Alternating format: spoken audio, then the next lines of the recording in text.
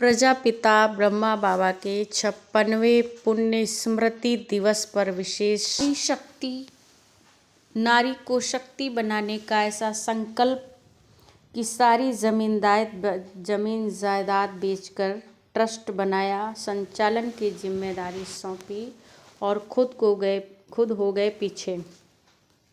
यह बात उनकी है जो 18 जनवरी 1969 को 93 वर्ष की आयु में अव्यक्त हुए थे। ब्रह्मा बाबा की 56वीं पुण्यतिथि आज और विश्व भर में विश्व शांति दिवस के रूप में मनाई जाएगी। आबू रोड, राजस्थान नारी शक्ति का विश्व का सबसे बड़ा और विशाल संगठन की नींव रखने वाले ब्रह्मा कुमारी संस्थान के संस्थापक ब्रह्मा बाबा की 18 जनवरी को 56वीं पुण्यतिथि मनाई जाएगी। इसे लेकर संस्थान के शांतिवन सहित सब जगह विशेष रूप से फूलों से सजाया गया है। बात उनकी है 18 जनवरी 1969 को 93 वर्ष की आयु में ब्रह्मा कुमारी के साकार संस्थापक पिताश्री ब्रह्मा बाबा ने संपूर्णता की स्थिति प्राप्त कर अव्यक्त हो गए थे। उनके अव्यक्त होने के बाद संस्थान की बागडोर पूर्व मुख्य प्रशासिका राजयोगिनी दादी प्रकाश मणि ने संभाली। बाबा की त्याग तपस्या का परिणाम है कि खुद पीछे रहकर नारी शक्ति को आगे बढ़ाया और आज पूरे विश्व में भारतीय संस्कृति अध्यात्म का परचम फहर रहा है। बाबा ने अपनी जमीन जायदाद बेचकर बनाया था एक ट्रस्ट और बाबा ने कहा था, नारी नरक का द्वार नहीं, सिर का ताज है। नारी अबला नहीं, सबला है। वह तो शक्ति स्वरूपा है। बेटी बचाओ, बेटी पढ़ाओ और नारी के उत्थान के संकल्प के साथ उसे समाज में खोया सम्मान दिलाने, भारत माता वंदे मातरम की गाथा को सही अर्थों में चरितार्थ करने, वर्ष 1937 में उस जमाने के हीरे जवाहरात के सुप्रसिद्ध व्यापारी दादा लेखराज कृपलानी जी ने परिवर्तन की नींव रखी।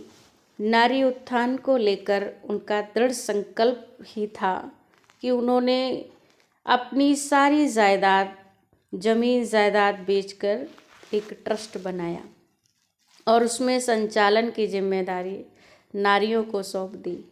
इतने बड़े त्याग के बाद भी खुद को कभी आगे नहीं रखा उन्होंने। लोगों में परिवारवाद का संदेश न जाए इसलिए बाबा ने बेटे तक को भी संचालन समिति में नहीं रखा।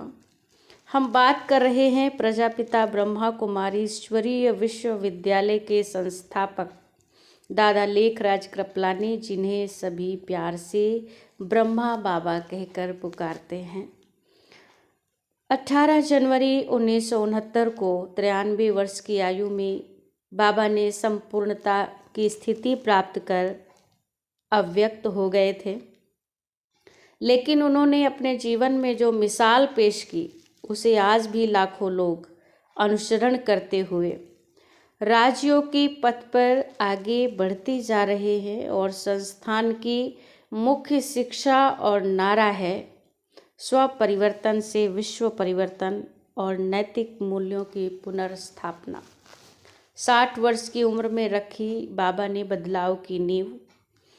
15 दिसंबर 1876 में जन्मे दादा लेखराज ब्रह्मा बाबा बचपन से ही बहुत मिलनसार और बहुत अच्छी बुद्धि और ईमानदार थे। उन्होंने परमात्मा मिलन की उन्होंने इतनी लगन थी कि उन्होंने अपने जीवन काल में 12 गुरु किए थे। वह कहते थे कि गुरु का बुलावा मतलब काल का बुलावा।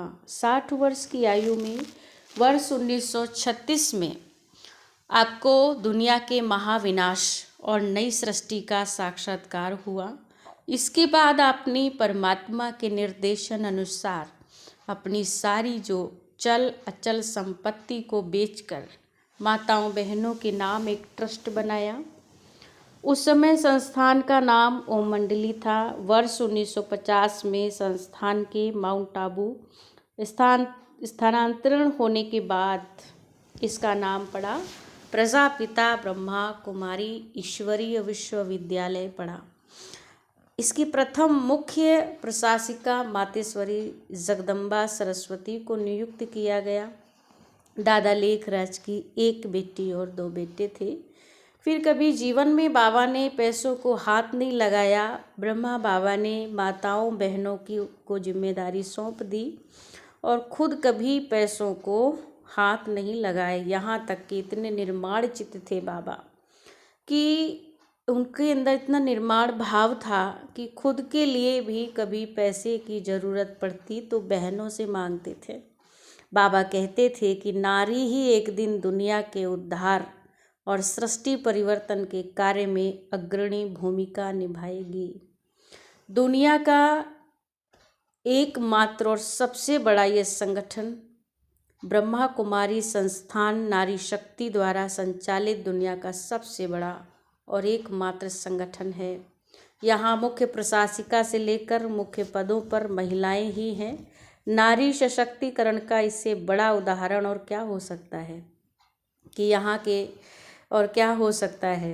संगठन की सारी जिम्मेदारियों को बहनें ही संभालती हैं और भाई उनके सहयोगी के रूप में साथ देते हैं। हाल ही में एक कार्यक्रम में पहुंची राष्ट्रपति द्रौपदी मुर्मू जी ने भी इस संगठन की सफलता और विशालता को देखते हुए कहा था कि यहाँ नारी शक्ति के यह साबित कर दिखाया है कि यदि नारी को मौका मिले तो वह पुरुषों से बेहतर कार्य कर सकती हैं। 140 देशों में 5000 सेवा केंद्र संचालित संस्थान के इस समय विश्व के 140 देशों में 5000 से अधिक सेवा केंद्र संचालित हैं। साथ ही 46,000 ब्रह्मा कुमारी बहनें समर्पित रूप से तन मन धन के साथ अपनी सेवाएं दे रही हैं। 20 लाख से अधिक लोग इसके नियमित विद्यार्थी हैं जो संस्थान के नियमित सत्संग मुरली क्लास को अटेंड करते हैं। साथ ही 2 लाख से अधिक ऐसे युवा जुड़े हैं जो बाल ब्रह्मचारी रहकर संस्थान से जुड़कर अपनी सारी सेवाएं दे रहे हैं। तो समाज के सभी वर्गों तक पहुँचे ये सेवाएं और सेवा के लिए राजयोग एजुकेशन एंड रिसर्च फाउंडेशन के तहत 20 प्रभागों की स्थापना की है। तो ये है।